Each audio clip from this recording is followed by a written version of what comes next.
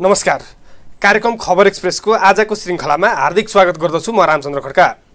दर्शकहरू, यस कार्यक्रममा हामी देशको राजनीतिक, आर्थिक, सामाजिक, समसामयिक र विभिन्न जल्दाबल्दा विषयहरूमा केन्द्रित भएर कुराकानी गर्नेछौँ। यसै सन्दर्भमा आज हामीसँग हुनुहुन्छ सामाजिक अभियन्ता ज्ञानेन्द्र साई। उहाँसँग आज हामी कुराकानी गर्नेछौँ। उहाँलाई कार्यक्रममा स्वागत गरौँ। स्वागत छ यहाँलाई कार्यक्रम। हस्, धन्यवाद। के छ, आराम हुनुहुन्छ? आरामै छु। हजुर, कस्तो चल्दैछ तपाईँहरूको अभियान अहिले? चलिराखेका छ। हामी आफ्नो दैनिक काम गर्नुपर्ने काम चाहिँ गरिराखेका छौँ। हजुर। अब हाम्रो करिब जिल्ला कमिटीहरू गठन सम्बन्धहरू अहिले व्यापक भइराखेका छ। हजुर। र अब देश विदेशमा रहेका मान्छेहरूको सम्बन्धमा हामीले गर्नुपर्ने काम गरिराखेका छौँ। तर पनि सरकारले मुद्दामाथि मुद्दा लगाउँदैछ। हामीलाई दुःख दिने काम सुरु गरिराखेका छ। हजुर, तपाईँहरूलाई मुद्दा चाहिँ कस्तो कस्तो मुद्दा छ अहिले? अस्ति ललितपुरमा राहत बाँडेको केसमा भोको मान्छेहरूलाई खाना खुवाए यिनीहरूले भनेर हामीलाई पक्राउ गरे। यिनीहरूले आफूले पनि खुवाउन सकेनन्, यिनीहरूले पक्राउ गरे। अनि पक्राउ गरिसके पछाडि हामी सर्वोच्च अदालतबाट छुट्यौँ। फेरि त्यही केसलाई उल्झ्याएर फेरि यिनीहरूले 15 दिनभित्र सिडिओ कार्यालयमा उपस्थित हुनु भनेर फेरि प्रहरीले पठाएका छन् घर। हजुर, तपाईँहरू प्रायः जसो सडकमा आन्दोलन गरिरहनुहुन्छ होइन? यो आन्दोलन कहिलेसम्म गरिरहने? जबसम्म यो देशमा स्वास्थ्य, शिक्षा र रोजगारका कुराहरू सरकारले एक हिसाबले अगाडि बढाउँदैन, चाहे जसको सरकार हुन्छ, तबसम्म नागरिकका आवाजहरू दब्दैनन्। सडकको आन्दोलनभन्दा पनि नागरिकको आवाजहरू हो। कारण किनभने आज स्वास्थ्य छैन नि, शिक्षा छैन, रोजगारी छैन। यो चिज 100% ग्यारेन्टी हुनुपर्छ नेपाल। हजुर, चाहे यो 20 वर्ष लागोस्, चाहे 30 वर्ष लागोस्। तपाईँ कुन पार्टीको हुनुहुन्छ या अन्य कुनै मान्छे कुन पार्टीको हुनुहुन्छ त्यसमा हामीलाई कुनै पनि लेनादेना छैन। तपाईँहरूले कुन विचार बोक्नुहुन्छ त्यसमा पनि हामीलाई लेनादेना छैन। सबैको विचारलाई हामी सम्मान गर्छौँ, सबैको आदर्शलाई हामी सम्मान गर्छौँ। तर हरेक पार्टीभित्र, हरेक सङ्गठनभित्र स्वास्थ्य, शिक्षा र रोजगारी 100% ग्यारेन्टी गर्न सक्ने नेतृत्व हुँदाउनुपर्छ। होइन भने पार्टीको नेता मान्नु पनि बेकार छ। तपाईँहरूको यो आन्दोलनले यो मागहरू पुरा हुन्छन् त? हामी गर्छौँ, पुरा भएनन् भने। हजुर, अरूले गर्छन् भनेर हामी हिँडे होइनौँ, हामी आफै गर्छौँ भनेर हिँडे हौँ। तपाईँहरू यो व्यवस्था भएन भनेर हिँडिराख्नु भएको छ होइन? तपाईँहरूले चाहेको व्यवस्था चाहिँ कस्तो हो? यो किसिमको होइन, हामीले बिल्कुलै फरक किसिमको। किनभने स्वास्थ्य, शिक्षा र रोजगारीका लागि व्यवस्था परिवर्तन हुन जरुरी छ। जस्तै अहिले स्वास्थ्य र शिक्षाका लागि हामीले कर तिर्छौँ। त्यो कर करिब हरेक वर्ष 8 खर्ब 9 खर्ब हुन्छ। अघिल्लो वर्ष मात्रै करिब 9 खर्ब 57 अर्ब रुपैयाँ कर उठाउने राज्यको लक्ष्य थियो। तर बिचमा कोरोना आइसके पछाडि 3 महिनाको पिरियडमा करिब 7 खर्ब पैसा उठायो। हरेक वर्ष नागरिकले कर तिर्छ, चाहे त्यो इन्डाइरेक्ट ट्याक्स होस्, चाहे त्यो डाइरेक्ट ट्याक्स होस्। त्यो करबाट नै स्वास्थ्य, शिक्षा, रोजगारीहरू सिर्जना गर्न सकिन्छ। तर नेपालमा के भयो भने यो किसिमको शासन पद्धतिले सङ्घीयता लादेका छन्। ठाउँ ठाउँमा नेताहरू, सांसद मात्रै 800 जनाभन्दा बढी छन्। मन्त्री मात्रै करिब तपाईँको मुख्यमन्त्री 7 1 8 प्रधानमन्त्री सहित गर्ने भने तपाईँको 8 जना त ठुला मान्छे छन्। यति धेरै खर्च भएको छ कि त्यो खर्च जति पनि जनताबाट उठेको खर्च सबै यो सङ्घीयतालाई र नेता कार्यकर्ता पाल्दै गएको छ। अझ वडा अध्यक्षलाई पनि तलब दिएका छौँ, अनि गाउँपालिका अध्यक्षलाई पनि तलब दिएका छौँ। सरकारी कर्मचारी त्यस्तै प्रकारका छन्। रिकरेन्ट एक्सपेन्डिचर भन्छ। हाम्रो चालु खर्च भनेको अघिल्लो आर्थिक बजेटमा मात्रै हामीले 9 खर्ब 57 अर्ब रुपैयाँ जनताबाट कर उठाउँछौँ भने 9 खर्ब 81 अर्ब रुपैयाँ के थियो? रिकरेन्ट एक्सपेन्डिचर थियो। यसको मतलब हामी जनताले तिरेको करभन्दा बढी सरकारी के छ? खर्च छ। अहिलेको आर्थिक बजेट पनि करिब त्यही हिसाबमा छ भने यसलाई फेरबदल नगर्दासम्म जनताबाट डाइरेक्ट इलेक्टेड प्राइम मिनिस्टर, योग्यताका आधारमा मन्त्री बन्ने, सांसद मन्त्री बन्न नपाउने, जति पनि राजनीतिक नियुक्तिहरू छन् आज, यी राजनीतिक नियुक्तिले गर्दाखेरि जनताले न्याय पाएका छैनन्। हरेक पार्टीको, नेपाल प्रहरीको चिफ साहब भन्नु कि पार्टीको कार्यकर्ता बन्नु, न्यायाधीश भनौँ कि पार्टीको कार्यकर्ता भनौँ, लोकसेवा आयोगको हाकिम भन्छ पार्टीको टिका लगाएर आउँछ। अख्तियार अनुसन्धानको आयोगको प्रमुखले आजसम्म 2-4 जना कसलाई पक्रिनुहुन्छ थाहा छ? 10,000 2,000 3,000 रुपियाँ खाने मान्छेलाई हिम्मत र दमै छैन। यहाँ अरब होइन खरबमा भ्रष्टाचार गरेको छ। उहाँलाई कारबाही गर्नु भने उहाँ पनि उठिभास हुन्छ भने यो सिस्टम पद्धति नगर्दासम्म, चेन्ज नगर्दासम्म हुनेवाला केही पनि छैन। ठुलो भ्रष्टाचारको त प्रमाण छैन नि त? छ त, किन छैन? प्रमाण सहित पेश गरेका छौँ। कहाँ पेश गर्नुभएको? अख्तियार अनुसन्धान आयोगमा प्रधानमन्त्रीका विरुद्धमा भ्रष्टाचारको मुद्दै हालेका छौँ। तपाईँहरूसँग त्यसको प्रमाण छ त? पुरै छ, किन नहुनु। कतिको हाल्नु भएको छ? अघिल्लो पटक तपाईँको यो दोस्रो पटक चाहिँ अघिल्लो पटक तपाईँको यो 5 अर्ब 5 अर्ब 43 करोडको उसको वाइड बडीको छ। त्यसपछि गएर यो पछिल्लो पटक तपाईँको स्वास्थ्य मन्त्रीलाई पनि भ्रष्टाचारको मुद्दा अहिले विवेकशीलका सांसदले हाल्नु भएको छ, 54 करोडको हालेका छन्, रकमसहित हालेका छन्। सबै प्रचण्डको क्यान्टेनमेन्ट घोटालाको 33 अर्बको क्यान्टेनमेन्ट घोटाला सहित हालेका छन्। हजुर, जस्तो वाइड बडीमा हाल्नुभयो भन्नुभयो तपाईँले होइन, जस्तो वाइड बडी खरिद प्रकरण त योभन्दा अघिल्लो सरकारले नि गरेको थियो, कसरी हाल्नुभएको छ यसमा? यो सरकारले मात्र होइन नि, किनभने संलग्नता उनीहरूको छ, पैसा निकासी गर्दाखेरि उहाँहरूको अनुमति अनुसार पैसा निकासी गरिएको छ। यो सरकारको मात्र दोष छैन नि वाइड बडीमा त, जो अहिले आफूलाई खुब सरकार विरोधी हो भन्दै हिँड्नेहरू पनि हिजो पैसा लुटेर खाएका छन्। तर त्यसको प्रमाण त छैन। प्रमाण छ, किन छैन? प्रमाण छ तर कारबाही गर्दैन। तपाईँहरूले चाहिँ त्यो प्रमाण कसरी पत्ता लगाउनु भएको? के छ, सजिलो छ नि, यिनीहरूले गरेका ट्रान्जेक्सन हेर्ने भने प्रमाण आइहाल्छ नि। कहाँ राख्छन्? वाइड बडी काण्डका मुख्य नायिके मध्ये एउटा नायिके भन्नुहुन्छ सुगरत्न कंसाकार, उहाँका छोराका क्यानाडामा पेट्रोल पम्पहरू छन्। कहाँबाट आयो त्यो पैसा? छोराछोरी विदेश पठाउने अनि नेपालबाट भ्रष्टाचार गरेको पैसा विदेशबाट ट्रान्जेक्सन गरेर त्यहीँ खर्च गर्ने, यी सबै हामीले हेरेका छौँ। यसमा हामी छोड्नेवाला छैनौँ। यदि नेपाली नागरिकले पत्याउनु पर्यो हामीलाई, नेपालका नागरिकको अहिले स्थिति हेर्ने हो भने त देश विकास हुँदैन जस्तो छ। दिनभरि भ्रष्टाचार गर्छन् नेताले, रुँदै रुँदै तपाईँको घर छोरीको फिस तिर्नुपर्छ बोर्डिङ स्कुलमा, उपचार नपाएर घर बाबुबाजेको सम्पत्ति बेच्नुपर्छ होइन, विदेशमा काम गर्न गएको छ। यो देशमा तपाईँको नेताहरूले कङ्गाल बनाइसकेपछि नेपालमा काम गर्न नसकेर विदेशमा काम गरेर अर्काको दास बन्नुपर्छ। अनि बेलुका बल्टी मेरो सम्पर्क समितिको अध्यक्ष महान नेता भनेर बधाई पत्र हाल्छ फेसबुकमा, अनि देश विकास हुन्छ। भ्रष्टाचार चाहिँ तपाईँले देखेकोमा कुन कुन क्षेत्रमा कसरी भइरहेको छ? सबभन्दा बढी सिस्टमेटिक भ्रष्टाचार छ, सिस्टम मिलाएर खाने भ्रष्टाचार छ, बजेटमै भ्रष्टाचार छ, सरकारले छुट्याउने बजेटमै भ्रष्टाचार छ। सबभन्दा बढी टेन्डरमा हुने हो भ्रष्टाचार, जब सरकारले केही खरिद बिक्री गर्छन् त्यसमा हुने हो, नीति मिलाएर खाइन्छ। जस्तै उदाहरणका लागि यही स्वास्थ्य मन्त्रालयले छुट्याएको त्यो टेन्डरको कुरा गरौँ न, जुन स्वास्थ्य सामग्री खरिदको कुरा, 2 रुपैयाँ पर्ने एउटा तपाईँको सर्जिकल मास्कलाई ओम्नीले 39 रुपैयाँमा, नेपाली सेनाले 52 रुपैयाँमा, स्वास्थ्य सेवा विभागले 15 रुपैयाँमा किनेको छ। 2 माइनस 39 कति भयो? 37 रुपैयाँ, 12 लाख पिस किनेको छ, करिब करिब 4 करोड रुपैयाँ के हुन्छ त्यहाँबाट भ्रष्टाचार। अब भोलि मुद्दा हाल्ने भने भ्रष्टाचारमा के हुन्छ थाहा छ? उसले त फाइल मिलाएर खाएको छ नि त, अनि फाइलमा सबै ठिक, अनि सडक बनाउँछ, देख्नु भएको छ? कुनै पनि सडक नेपालको मापदण्ड अनुसार छैन, रेयर बाई रेयर 0.1% सडकहरू र भौतिक संरचनाहरू सरकारले तोकेको मापदण्ड बनेका होलान्, कहीँ पनि मापदण्ड बनेका छैन। अरबौं बजेट जान्छ हरेक वर्ष, कहाँ जान्छ त्यो बजेट? पुल बन्यो भन्छ, देख्नु भएको छ त्यो पुल कति कच्ची बनेको हुन्छ। मेलम्चीमा तपाईँको 46 करोड अमेरिकन डलर, करिब करिब 55 अर्ब रुपैयाँ खर्च भयो मेलम्चीमा। म तपाईँलाई भन्दाखेरि यो अचम्म लाग्ला, धेरै मान्छेले हामीले एउटा फिजिकल एउटा रिपोर्ट तयार पारेका थियौँ यहाँभन्दा अगाडि, त्यो रिपोर्टको आधारमा म हजुरलाई बोलिराखेको छु। हजुरहरूलाई अब यहाँ मेलम्चीमा आएको पैसाको कुरा गर्नुहुन्छ भने तपाईँहरूले हामीले यसरी मेलम्चीमा पैसा आउँछ हेर्नुहोस्, कसले कति कति हालेका छन् भन्ने पैसा यहाँ हजुरलाई म देखाउन गइराखेको छु। यहाँ हेर्नुहोस्, एडिबीले 103.8 मिलियन डलर हालेको छ, एसियन डेभलपमेन्ट ब्याङ्कले, गभर्मेन्ट अफ नेपालले, नेपाल सरकारले 73.9 मिलियन डलर हालेको छ। त्यसपछि जेबीआईसीले 47.5 मिलियन हालेको छ, त्यसपछि जेआईसीएले 18 मिलियन हालेको छ, त्यसपछि एनडीएफले 10.5 मिलियन हालेको छ हैन।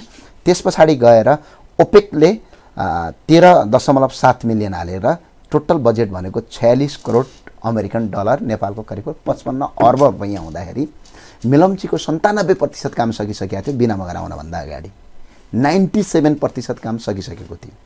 सुरुङ पनि बनिसकेको थियो, माथिको ड्याम पनि बनिसकेको थियो, सबै बनिसकेको थियो। सिर्फ त्यहाँबाट भएको पैसालाई भ्रष्टाचार गर्नकै लागि के गर्यो मेलम्ची रोकियो। र अनि आउने चुनावमा अब त नारा गर्नु पर्यो, के काम गरिस् भने चाहिँ मेलम्ची ल्याए भन्नु पर्यो, अनि त्यसका लागि पनि मेलम्ची 3 वर्ष पछाडि धकेलियो। यो नागरिकले बुझ्न जरुरी छ। अब हिजो मेलम्ची ल्याउनु भयो, ड्याम के रहेछ? नक्कली रहेछ। अब भयभरको 46-55 अर्ब त कुम्लाइहाले, यिनीहरूले सिस्टम मिलाएर खान्छन्। बिचारा त्यहाँ टेन्डर हाल्नका लागि नेताहरूलाई र तपाईँको सरकारी कर्मचारीलाई के गर्नुपर्छ? घुस खुवाउनुपर्छ टेन्डर हाल्नकै लागि, त्यो टेन्डर ठेक्का पाउनकै लागि। अब हिजो त के भयो? त्यहाँ नक्कली भयो, नक्कली देखियो नि। हिजो ड्याम फुटेर 2 जना इन्जिनियरहरू के भए, 1 जना ड्राइभर 1 जना इन्जिनियर साहब के भए? मृत्यु भए त्यसको जिम्मा कसले लिन्छ? त्यो हत्या गरे हो कि होइन? कति नक्कली ड्याम रहेछ त, पानीको बहावले ड्याम फोडिदियो। अनि त्यस्तो ड्यामले तपाईँको मेलम्चीको खानेपानी नेपालमा तपाईँको दीर्घायु हुनसक्छ? खरबमा छ बजेट। तपाईँहरू यहाँ यति भ्रष्टाचार भयो भनेर हिसाब सुनिराख्नु भएको छ होइन? अब यसको उपाय चाहिँ के त? यसलाई नियन्त्रण कसरी गर्न सकिन्छ त? अब त्यो उपाय खोज्नु पर्यो नि त तपाईँहरूले। यसको उपायका लागि त पहिला यिनीहरूलाई सत्ता र शक्तिबाट पदच्युत गर्न पर्यो। यिनीहरू जबसम्म शक्तिमा हुन्छन् नि तबसम्म तपाईँलाई यिनले कारबाही गर्न दिँदैनन्। किनकि कर्मचारी पनि यिनीहरूका छन्, न्यायाधीश पनि यिनीहरूका छन् कि छैनन्? देख्नु भएको छ नि, भ्रष्टाचार गर्छन्, हत्या गर्छन्, यिनीहरूलाई मुद्दा लाग्दैन। थाहा छ? बिचरा हामी राहतमा चामल बाँड्छौँ, हामीलाई मुद्दा लाग्छ। कस्तो खतरा कानुन नेपालको, बाबा ताली फटाउन मन लाग्छ यो कानुनलाई देखेर। 17,000 मान्छे मारेर आएको कानुनले। यिनीहरू अरबौँको भ्रष्टाचार गर्छन्, हत्या गर्छन्, हत्याको केसमा फैसला हुन्छ, खुलेआम हिँड्छन्। बिचरा हामी भोगमा लागेका भोगमरिया परे मान्छेहरू, कोरोनामा मान्छेहरू खान पाएन भनेर रात बाँड्दाखेरि पक्राउ परेपछि कानुनका दफाहरू लाउँछ हामीलाई। वाह वाह वाह, यस्तो जान्ने कि दफै दफा दफै दफा दफै दफा।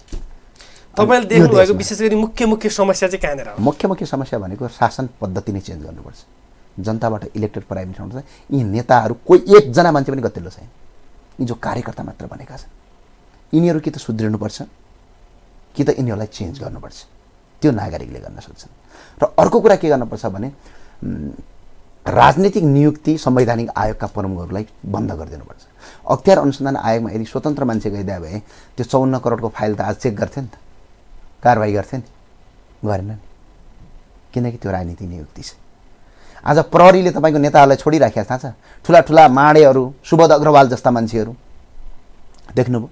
25 करोड रुपैयाँ उहाँले ब्ल्याक मार्केटिङ गरेर पैसा कमाउनु भयो है।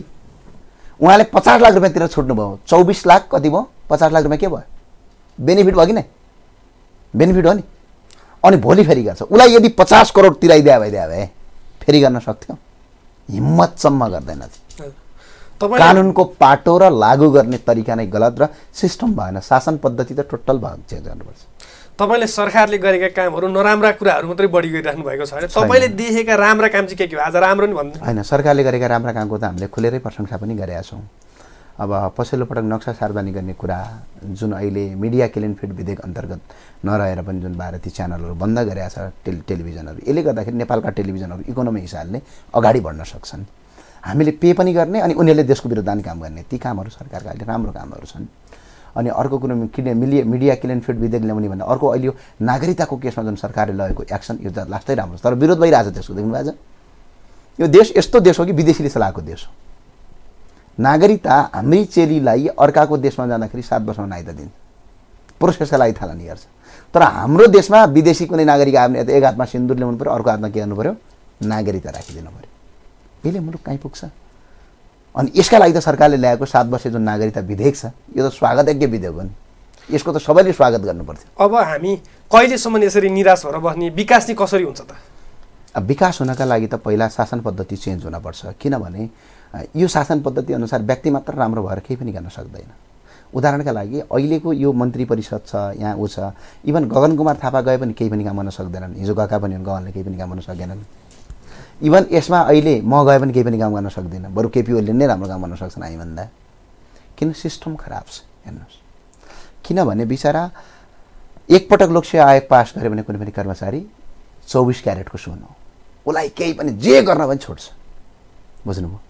अनि अर्को कुरा भनेको यति धेरै तपाईँको छ कि करप्सन छ कि हरेक ठाउँमा तपाईँको कार्यकर्ता बाहेकहरू छैनन्। अनि शासन पद्धति के छ? प्रधानमन्त्री अथवा मन्त्री यति कमजोर छन् कि उनले केही पनि काम गर्न सक्दैन। 2 जनादेखि 3 जना मान्छे संसदमा भोलिबाट विरोध सुरु गरे भने तिनीहरूको के भयो? पद लिलामीमा गयो। भ्रष्टाचारीलाई संरक्षण गर्नकै लागि मन्त्री पद खानुपर्ने अवस्था आइसक्यो। यसका लागि जनताबाट डाइरेक्ट इलेक्टेड जुन दिनसम्म प्राइम मिनिस्टर आउँदैन यो देशमा, तबसम्म केही पनि हुँदैन। जुन दिनसम्म नागरिकको संवैधानिक आयोगमा राजनीति नियुक्ति टोटल बन्द गरेर कम्पिटिसनका आधारमा ल्याइदिनु तबसम्म हुँदैन। र नेपालको जति पनि सरकारी कर्मचारीको बरु तलब डबल गर। बरु सरकारी कर्मचारीको छोरा छोरी अनि त्यसपछि गएर आमा बुवा श्रीमती 5 जनाको परिवारलाई स्वास्थ्य शिक्षा 100% ग्यारेन्टी देऊ। एउटा पनि भ्रष्टाचार गर्छन् कारबाही गरेर सबै कर्मचारीलाई अस्थायी बनाऊ।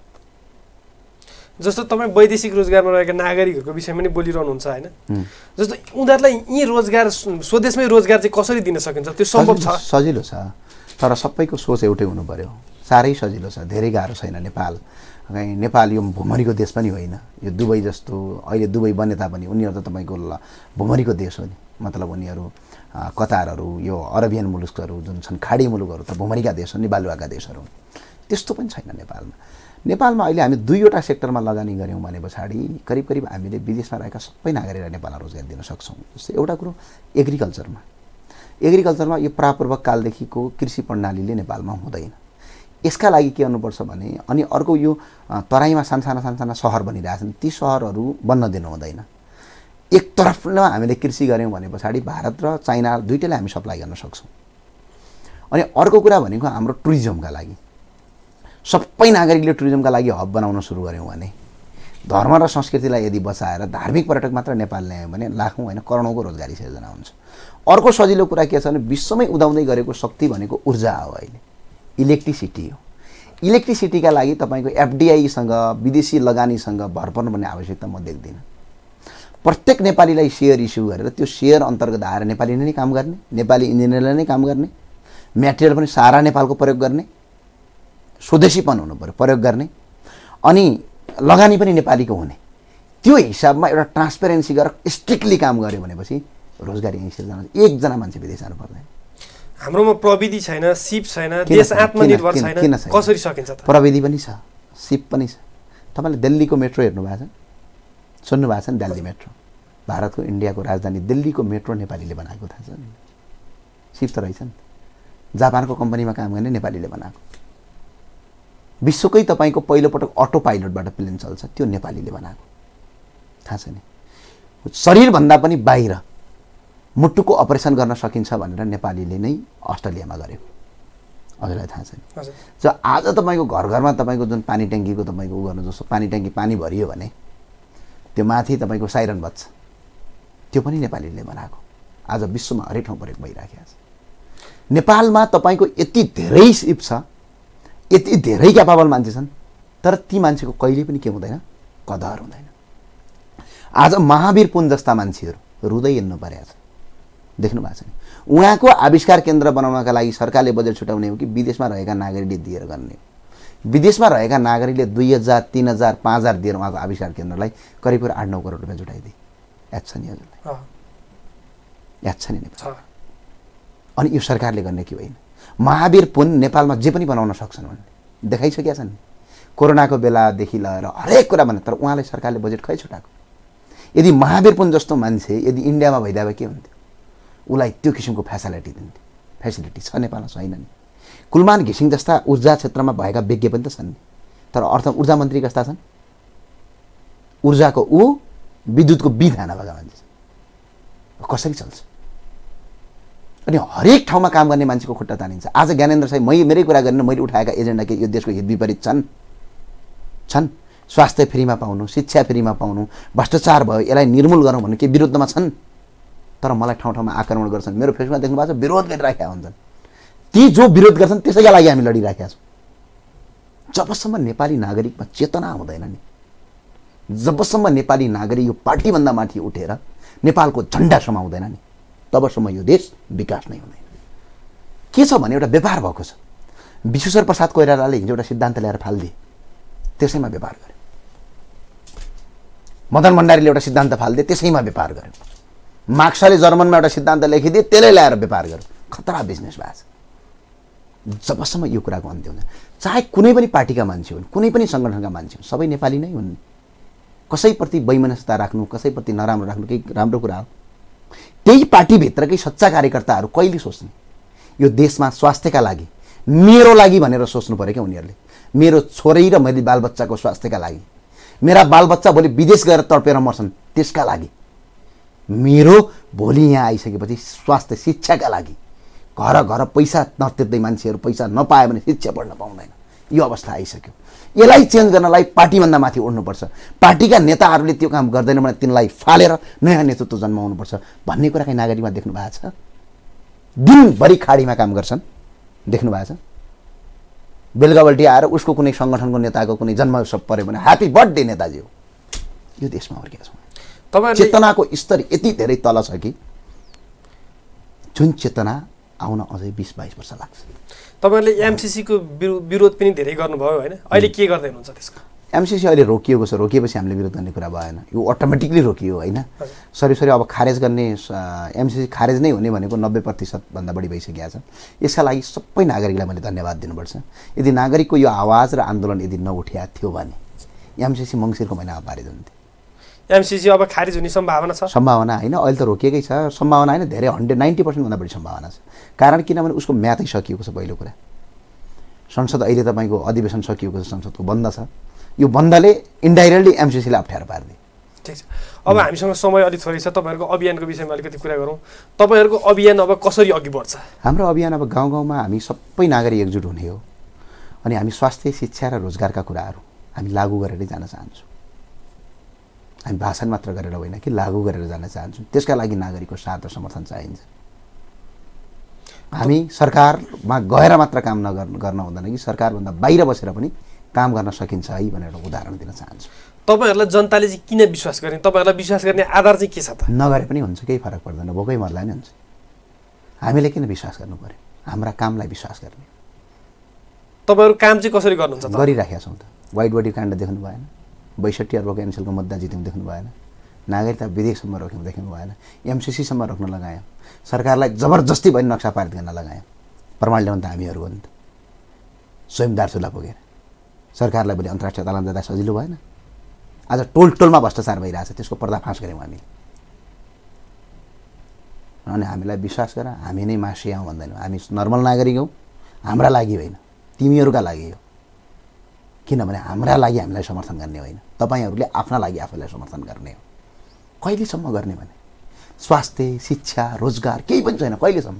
अझ नेता आयो भने ताली पट्काएर हिँड्ने कहिलेसम्म? यो कहिलेसम्म? बस पहिला आफैलाई सोध। यो छोरी घरमा पैसा तिर्न नसकेर तपाईँको भोलि तपाईँको घाँटी रेटिएर मर्छन् भोलि, त्यतिखेर सोच्ने। हजारौँ मान्छे आज विदेशमा त लास फर्किन्छ। नेपालमा ज्ञानेन्द्र साईले कोटाइ खायो होला नपायो तपाईँहरूले भन्नुहुन्छ, मलाई दुःख सबैभन्दा बढी दुःख दिएका छन्। नेपालमा कसैले पनि मबाट दुःख पाएको छैन। मेरा व्यक्तिगत स्वार्थका लागि भने यिनै जनताका लागि भनेर पाएको छ अहिलेसम्म कसैले। 5 पटक आक्रमण गरेर 5 पटक त आक्रमण गरे, 6 पटक मुद्दा लगाएका छन् 1 वर्षभित्र। मलाई केका लागि? मेरो घर बनाउन लागेको हुन् मलाई मुद्दा। यिनै विदेशमा रहेका नागरिकको उद्धार होस्, यिनै मान्छेले स्वास्थ्य शिक्षाको रोजगारी होस्। स्वास्थ्य शिक्षा भनेको अहिलेको बजेटमा यदि भ्रष्टाचार भएन भने 100% फ्रीमा स्वास्थ्य शिक्षा दिन सकिन्छ यही बजेटभित्र। यदि डिबेट गर्ने भने शिक्षा मन्त्री आउन् न मेरो टेबलमा, म तयार छु। तपाईँकै यही टेबलमा आउन्, कसरी गर्नुपर्छ हामी सिकाइदिन्छौँ। अर्थमन्त्री आए पनि हामी सिकाइदिन्छौँ कसरी तपाईँको यही बजेट कर पनि बढाउनु पर्दैन, यही बजेटलाई सदुपयोग गरेर। यो भनिरहँदाखेरि अझ नागरिक हाम्रो विरोध गरेर बस्छन्। अझ हामीलाई सपोर्ट गर भनेर तिनीहरूलाई मान्न जानुपर्छ। किन जाने? कोही एकजना मान्छे पनि ज्ञानेन्द्र साईका पछाडि यदि हिँड्नुहुन्छ भने दुःख मात्रै पाउनुहुन्छ। दुःखका लागि हिँड्ने। अब एकजना मान्छेले पनि मेरो पछाडि हिँड्ने मान्छेले सुख पाउँदैन। कोही पनि मान्छे यदि मेरो पछाडि यो रोजगार पाउँला, कहीँ आएर तपाईँको ठेक्का पाउँला, टेन्डर पाउँला, कहीँ भनाइ पाउँला, जसरी नेताले गरेर त्यसरी यदि कोही इन्टेन्सन राखेर मेरो पछाडि एकजना कोही मान्छे जोडिएको छ भने ती मान्छेहरूलाई मेरो आग्रह छ तपाईँहरू नजोडिनुहोस्। यो देश तपाईँहरूको पनि हो, यो मुलुक तपाईँका लागि हो। हामी सबै मिलेर मुलुक बन्ने। मलाई मान भन्दिनँ, मलाई मान्दै नमान, तर हाम्रा एजेन्डा तपाईँहरूले लागू गर, यो हाम्रो आग्रह छ। तर आज म पनि भुमरीमा परेको छु, नेता भइहालिसक्यो। अचम्म कुरा, त्यस्तै मान्छेहरू नजिक आइदिइराखेका छन्। ती मान्छेलाई मेरो आग्रह छ, एकजना मान्छे पनि हाम्रो पछाडि जोडिने मान्छेले सुख पाउँदैनन्, 100% दुःख मात्रै पाउँछन्। तपाईँहरूको अभियानमा चाहिँ कस्ता मान्छे हुनुहुन्छ अहिले? हाम्रो अभियानमा कस्तो छन् भने हाम्रो अभियानमा विद्वानहरू पनि छन् र भर्खरका युवाहरू ज्यादा छ र अर्को कस्तो भने स्वतन्त्र मान्छेहरू ज्यादा छ। जस्तै हामीहरू कहाँ अहिले अभियानमा हाम्रो कोर कमिटीभित्र मात्रै करिब 6 जना मान्छे चाहिँ PhD होल्डरहरू हुनुहुन्छ कोर कमिटीभित्र। Doctor Khagendra Hamal, doctor Gyanendra Bohara, doctor Manoj Karki, doctor Nandaprasad Kafri लगायत 6-7 जना हाम्रो PhD होल्डर विश्वको राम्रो टप लेभलमा पोलिसी लेभलमा उहाँहरू काम गर्नुहुन्छ। अब संयोजक चाहिँ म देखिएको मात्रै हो। हाम्रो काम गर्ने टिम चाहिँ नेपालको सबभन्दा विद्यमान टिम मध्ये एउटा टिम छ। जस्तो अहिले कस्तो देखिन्छ भने तपाईँहरूको अस्ति एउटा रमेश खरेलहरू सहितको एउटा जुट्न पनि लाग्नु भएको थियो होइन, फेरि जुट्नु भएन। यो एउटा समस्या छ क्या तपाईँहरू? अब हुनुभयो, अब जुट्यो, अब के जनताले आशा गर्ने बेला हुन्छ फुट दिन्छ, त्यस्तो समस्या आउँछ फेरि? यो भन्न सकिँदैन। यो नेपाल भन्ने देश के रहेछ भने मैले पनि बुझेको छैन सर। यो जस्तो तपाईँले मलाई सोध्नुहुन्छ नि, म पनि तपाईँलाई त्यही क्वेसन सोध्नेवाला छु कि किन मान्छे अलग अलग भइराखेको छ कि जुङ्गाको लडाइँ कहिलेसम्म खरेल बाबु साहबलाई त हामीले खुट्टामा ढोक गरे पनि हो नगरे होइन नि तपाईँ आउनुहोस् संयोजक बस्नुहोस् तपाईँले जे भन्नुहुन्छ हामी त्यही गर्छौँ भने हो नि तर उहाँ आउन सक्नु भएन अनि आज पनि अरूको अभियान सभियान के चलाइराखेका छन् स्वतन्त्र मान्छे छन् जोडिन पनि चाहन्छन् सँगै हिँड्नै चाहन्छन् र यो रोग भनेको एउटा संस्कृतिको रोग रहेछ क्या यो कस्तो रोग भने पछाडि यो हामीलाई परम्पराले सिकाएको हिजो यी दलका नेताहरूले सिकाएको रोग क्या कसैमा मिल्नु हुँदैन आफ्नै जुङ्गाको लडाइँ गर्नुपर्छ भन्ने के जबसम्म यो जुङ्गाको लडाइँ हुन्छ नि तबसम्म म अहिले पनि आग्रह गर्न चाहन्छु हाम्रो नेपाल हामी नेपाली अभियान भनेर हामी कहीँ दावा गर्दैनौँ हामीसँग एजेन्डा मिल्ने मान्छेहरू तपाईँले नेतृत्व लिँदा पनि हुन्छ हामी कार्यकर्ता बन्न तयार यति हामी फ्लेक्सिबल हुँदा पनि र अर्को कुरा के रहेछन् मलाई हामीलाई नपत्याएको रहेछन् कि 28 वर्षको केटो मेरो छोरीको उमेरभन्दा नि कान्छो छ भने क्या खरेल बाबु साहबका टिमका मान्छेहरूले हुन पनि उहाँका छोराछोरीभन्दा म कान्छो उहाँहरूले जागिर गरेको जीवनभन्दा नि म कान्छो यस्ता बच्चा हुन्छन् बच्चाको पछाडि लाएर हुन्छ भन्ने त्यो रहेछ तर तिनै मान्छे अमेरिकामा या अस्ट्रेलियामा कोही मान्छे 33 वर्षको मान्छे 34 वर्षको मान्छे महामन्त्री मन्त्री भयो भने के गर्छन् यस्तो डेस्क ल्याएर अगाडि बसेर युवालाई दिनुपर्छ भनेर भाषण गर्छन् हस् कार्यक्रममा आइदिनु भयो यहाँलाई धेरै धेरै धन्यवाद हस् धन्यवाद आदरणीय दर्शकहरू कार्यक्रम खबर एक्सप्रेसको निर्धारित समय सकियो बिदा दिनुहोस् नमस्कार